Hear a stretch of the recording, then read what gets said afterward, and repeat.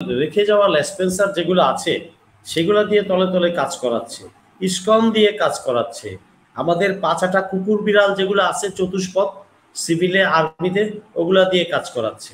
ভালো লোক, দেশপ্রেমিক লোক যখন কোনো কাজের জন্য বা কোনো দেশের স্বার্থের জন্য কোনো কাজের জন্য কোনো বলা হয়, ওগুলা তারা চা নাস্তা খাওয়ায় বিদায় দেয়, যদি হবে না। ওই কুকুর বিড়ালগুলাই রয়ে গেছে, পাঁচাটাগুলা রয়ে গেছে। আচ্ছা, তো আচ্ছা আরেকটা জিনিস, 17 সালে 8ই এপ্রিল যে এমইউ বা চুক্তি যেটা সাইন হয়েছে সিকিউরিটি, ওটার কি হলো মিস্টার পররাষ্ট্র উপদেষ্টা? ওইটার কি হলো? ওটা কি আপনি ক্যান্সেল করেছেন? কেউ এটা নিয়ে মুখ খুলছে না। এটা প্রকাশ করতে হবে কি কি ছিল, কারণ জ্যাকব মিল্টন অলরেডি তার একটা দুইটা অনুষ্ঠানে সেগুলো বলেছে। ওইখানে যে চুক্তি ছিল ওই চুক্তিটা জাতি জানতে চায়, ওটা ওপেন করুক মিস্টার তাওহিদ।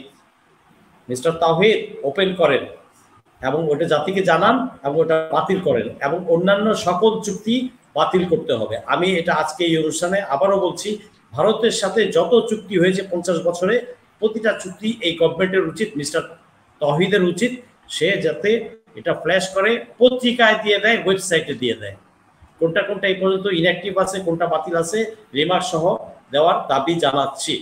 I M A tax payer, এই দেশের জনগণ, আমি দাবি জানাচ্ছি। আচ্ছা, এটা তার করতে হবে, করে নাই। আচ্ছা, দ্বিতীয় কথা হচ্ছে যে এই তারপরেও কিন্তু সে এই যে কিছুদিন আগে যে পাকিস্তান ডেলিগেশন ঘুরে গেল না, পাকিস্তান কিন্তু এর আগে 2বার মাফ চেয়েছে, ভুট্টো যখন আসছে তখনও ডিপ্লোম্যাটিক ল্যাঙ্গুয়েজে বা তারা ইংলিশে বলেছে মাফ চেয়েছে। এইবারও সে যখন আসলো ওই পাকিস্তানের সাথে যে আমাদের আন্ডারস্ট্যান্ডিং বা এমইউ হবে, তখন কিন্তু উনি একটা গুড় লাগায় দিল ভারতের হয়ে যে আমাদের ক্ষতিপূরণ দিতে হবে, আমাদের মাফ চাইতে হবে। আর এই বেটা 54 বছরে যেটা নিছে সেটা বাদ দিলাম, স্বাধীনতা 71-এ 16ই ডিসেম্বরের পর থেকে 6 মাসে যা নিয়েছে সেটা তো পাকিস্তানের সাথে ডিসপ্যারিটির কয়েকশো গুণ বেশি। মেজর জলিলকে কেন পদক দেওয়া হয়নি? সেক্টর কমান্ডার, তাকে পদক দেওয়া হয়নি, সে বাধা দিয়েছিল, কনভয় করে কোটি কোটি টাকার জিনিস নিয়ে যাচ্ছিল, বাধা দিয়েছিল, মুজিব তাকে ডেকে নিয়ে দিল পানিশমেন্ট। তো এই সেই 6 মাসের হিসাব চান নাই কেন মিস্টার তাওহিদ? হুই ইজ ইউর ফাদার মাদার? তাওহিদ ফাদার মাদার কি ওই পারের? মনে তো হয় ওই পারের, অথবা কোটি কোটি টাকা খেয়েছো ব্লাডি কুলাঙ্গার। এর জবাব চাই। তুমি সারা জীবন ওই চেয়ারে থাকবা? দুদক চেয়ারম্যান আপনাকে বলছি তার ফাইল ওপেন করেন, গোয়েন্দাদেরকে বলছি এনএসআই, এসবি, ডিবি, তার ব্যাকগ্রাউন্ড চেক করেন, নাহলে জনগণ আপনাদের ধরবে, আমি ধরবো, আমি বেঁচে থাকি। মিস্টার তাওহিদ পার পাবেন না।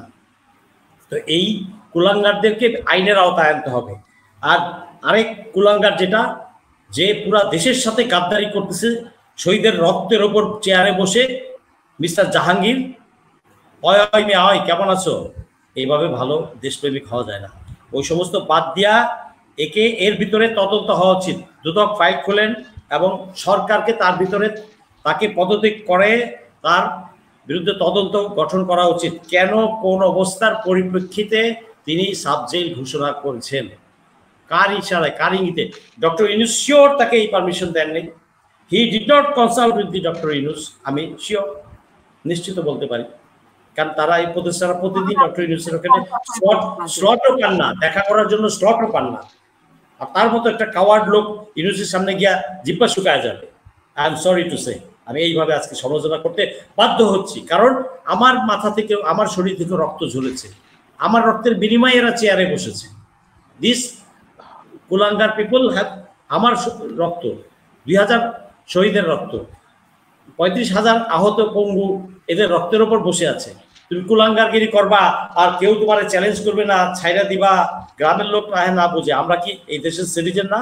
আমি কি আর্মিতে ছিলাম না? আমি দেশ সম্পর্কে জানি না? কোথায় কে কোন জায়গায় কি কুটনামি করে, কে কোথায় আন্ডারহ্যান্ড ডিল করে, তার তদন্ত হতে হবে। আমি জাতির সামনে আজকে দ্ব্যর্থহীন ভাষায় বলছি, মাননীয় প্রধান উপদেষ্টা ডক্টর ইউনূস স্যার, আপনি তাকে পদত্যাগ করান এবং তার বিরুদ্ধে তদন্ত কমিটি গঠন করান। তাকে, মিস্টার জাহাঙ্গীরকে আইনের আওতায় আনার জন্য আমি জোর দাবি জানাচ্ছি। সে কিভাবে সাবজেল দেয়? আচ্ছা, গেল তারটা। পাবলিকের পয়সায় ই বাসে যখন কিনলেন তো ওই যে চেয়ার টেবিল লাগাই দেন, টি ব্রেক খাইতে খাইতে যাবে, স্যান্ডউইচ বার্গার সোনাগার থেকে এনে আবার আসার সময় লাঞ্চ প্যাক দিয়ে দিবে, ওখানে বসে বসে ভিতরে খেয়ে তাহলে টাইমটা সেভ হবে, বাসায় গিয়ে রেস্ট করতে পারবে। আচ্ছা, স্লিপিং স্লিপিং বাস। হ্যাঁ স্লিপিং বাস দেওয়া হোক, আরো মডার্ন ওই যে ঢাকা চিটাগাং ফ্লাই করে না এসি কোচ, স্লিপিং স্লিপিং দেওয়া হোক, ওইটার জন্য আমি আবেদন জানাচ্ছি।